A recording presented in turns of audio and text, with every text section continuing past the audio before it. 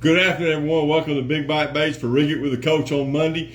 Well, Brandon, it's a hot day here in Alabama, isn't it? Yes, I think it's about 100 degrees out there, and the humidity is about 100 more. I know I got up this morning, you could see that haze over the fields and the trees coming to work, and I knew it was going to be a barn burner. But definitely hot, so that tells me one thing. The fish are going deep. So anyway, if they ain't already there, which they are pretty much, but so something to think about anyway.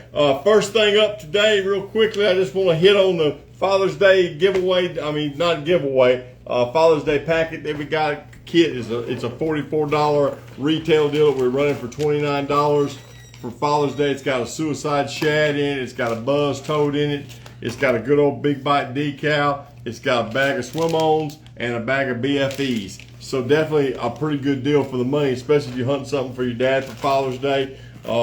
Definitely something you can buy. It is online, I believe. Is that not correct? That's correct. They can get it for $29.99, and you get to pick your colors and your sizes of a lot of those baits. Okay. So they give you a little bit of choice. So that's even better. Right. So you can pick your favorite color. You can get tilapia or hematoma or one of those good colors that we make here at Big Bite Baits. Definitely. That's right. So questions this week. We got any loose ends from last week we want to hit on real quick? Yeah, we've got a couple. All right, good. Throw them at me, one. man. Let's see if you can stump me. All right. Well, these here questions are a little different than most. Okay. So these are from some local people, not just from off the Okay, internet. great. So local guys trying to find out what we're doing. Huh? yeah, that's good. right. So one is, do you throw a wobble head, and if so, what are some good baits to put on? I know several years back my daughter won the ABA National Championship in the couples deal, and they were throwing that big fighting frog on the wobble head, and it worked really well for them. That was a good bait to use on it. I know some other anglers that throw some other different types of crawl baits on it, even a regular like fighting frog. And then I believe you mentioned to me that you knew a guy that was putting a pro swimmer on that. That's right. So that's kind of different too. But I think you can throw whatever bait you're comfortable with. It just gives it a different look. I mean, it doesn't hurt to experiment and try for sure. That's right. All right. Another one is, what kind of a crawl imitation do you like to use when fishing shallow in the summer? I stick with them same ones you use like in the spring or the regular part of the year. Your fighting frog, your kamikaze crawl, your swimming crawl, any of those type crawfish baits that represent a crawfish will work well. You could even get away with throwing a trick stick if you wanted to, if it didn't have to necessarily be a crawl bait. So anything that you would normally throw, you can throw it in the summer as well. If them fish are up feeding, they'll probably bite it. Just on a standard Texas rig? Yeah, most of the time, I think, yeah. Okay. And I think this one is going to help you transition into today's subject. Okay. What is your favorite summertime jig color? And you can elaborate on that a little bit. That's kind of tough. I usually like to fish a half-ounce jig or bigger, depending on how deep I'm going to fish in the summer, because obviously we're out in deeper water. I like some type of green pumpkin variant. Most of the time I like something that looks like a bluegill, that represents a bluegill. So I would use either a tilapia magic or a tilapia. I like a fighting frog on my jig, or some type of, something that's got some sparkle in it. We make a color that's pretty neat too. That I told a guy the other day, called in. Prime rib is kind of like a bluegill imitation that a lot of guys like in the summer. If you hadn't tried that color, it's real good for like imitating bluegill hatch and that type of thing. So something to think about. Absolutely. Yeah. So good stuff. That should sort of get you going in there. Yeah, it's getting me going. I'm just going to give a brief little talk today. It's summer and it's hot, and fish are starting to get out deep, and they're getting lethargic, and, they're schooling up, and you hope to get that school to fire. And a lot of times if you throw a jig in there first, you'll get the biggest fish out of the school on that jig. I don't know why, but bigger fish to me, and you've mentioned this to me as well, seem to like to bite a jig. Now, you might get more bites on like a shaky head or a big finesse rig or a Texas rig, but it just seems like sometimes that biggest fish will bite that jig. I don't know why, but it just seems to be the case. But I was just going to talk about, your standard football jig today. I've got one here in my hand, and just talk about some things that we recommend, not necessarily things I use, but things that we recommend that you can put on the back of that jig as a trailer that work really well. And I had 3 that came to mind when I began to think about it today. Obviously, my favorite is the fighting frog. I like to put the fighting frog on the back of this jig. It makes it pretty bulky, but it works really well. And it seems to have real good action, and I've caught a lot of fish that way. But if you don't want to do something, maybe it's not that big and bulky, I have 2 options for you I think will work real well. I have the kamikaze crawl that works real well on the back of it. Gives you a real nice presentation.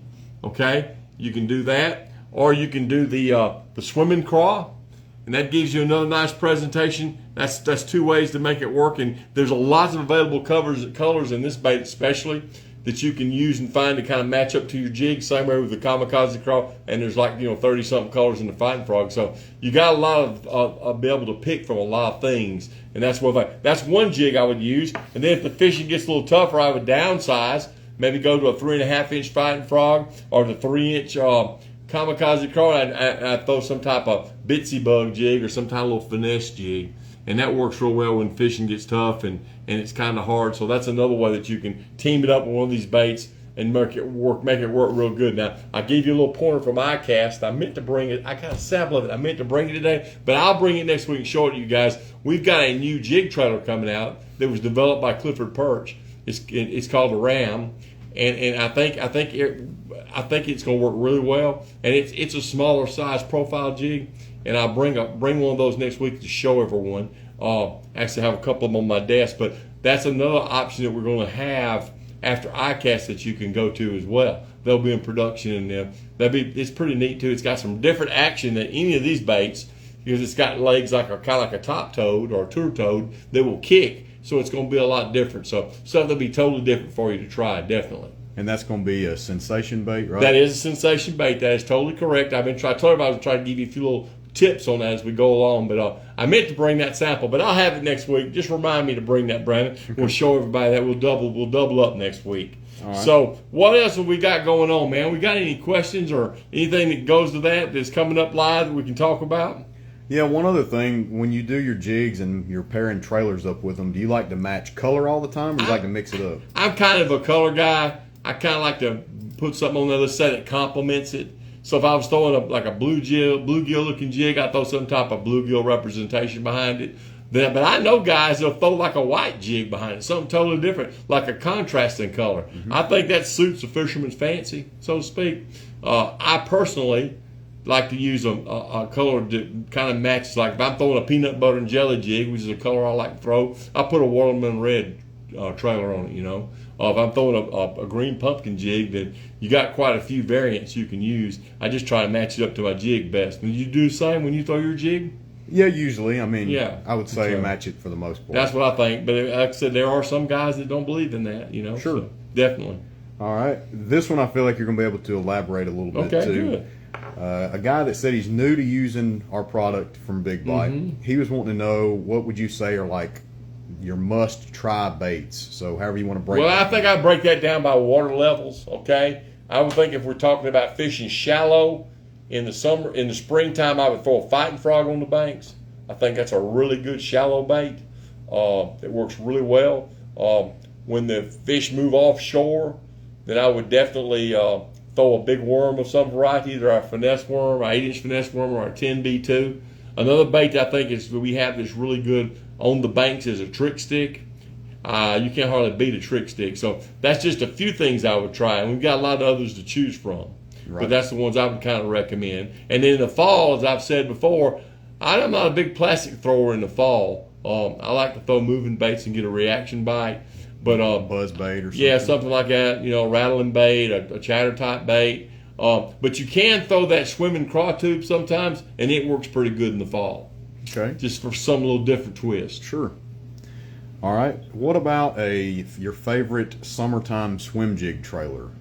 Okay, I just think that's kind of repetitious. I use the same swim jig trailer basically year round. If you like a swimmer behind it, like a pro swimmer or a finesse swimmer, then I would stay with that. If you like a crawl behind it, that's what I would stay with. I think you got to kind of figure out what the fish like. If they want something with a lot of action, obviously you want to go to a crawl type kicker that's flapping and making lots of noise. And where if they want something a little more subtle, you go to a swimmer. So I think that's something you got to find out from your fish. Let your fish tell you, but you need to try both. Okay. All right. And another one was, do you throw a buzz bait in the summer? If so, what kind of size? I like to throw a buzz bait. Matter of fact, the other morning when I started out, the first thing I did was throw a buzz bait. I like to throw a 3/8 ounce buzz bait so I can make a pretty long cast with it. And I like to throw our buzz toad. And basically, I like to throw it in any kind of bank vegetation that I can get it over. And, especially if that water comes up and that stuff's kind of right up under the water, right. You can buzz it right over the top of it. It works great. The key I can give you for a buzz bait, a tip, don't work it too fast. I seem to get more bites on it when I just slow it down and turn it just enough to keep it up rather than to rip it across the top of the water. And some guys burn it up, you know. And another tip that a lot of people talk about is bending it a little bit and hitting it where to click the shaft. I like to do that with our toad buzz. It just makes even more racket that way.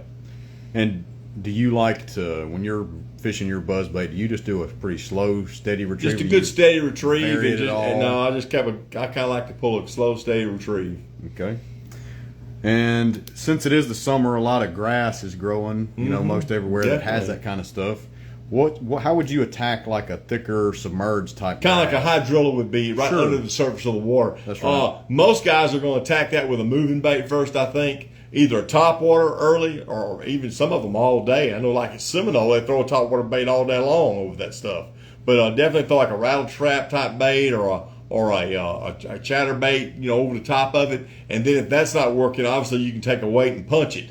And try to punch the holes in it and get bite, try to catch them out of it. So that's kind of how I would talk. I don't do a lot of that, so it's kind of hard for me to totally elaborate on that, as we don't have any hydrilla left, so it's kind of hard to talk about it, you know. Sure. Definitely. And if you're punching, you're, you know, kind of just pitching around that grass, what kind of baits would you go to? I think most people use some type of compact bait, like a crawl of some variety. I know just from selling to our pro staff guys, especially like down at Seminole where they have lots of hydrilla, they punch like, you know, kamikaze craws and BFEs and that type of thing through that grass and catch fish on it. Okay. Well, that pretty much wraps up our Sounds good to me. Well, anyway, we've enjoyed it. Next week we're we'll bring another show, and then we want to kind of talk to everyone about get you some questions in. We're going to do a show here in a couple of weeks where we don't do anything but answer questions. And we've done that once before, and it was real successful. And we're by no means pros, but we'll kind of tell you what we know. And I get to deal with 100 guys a year that all do it different ways, so I hear lots of good things. So get your questions in, and we'll definitely do our best to answer them and give you some tips here at Big Bite Bait. Until then, we'll see you next Monday. That's right. Thank you.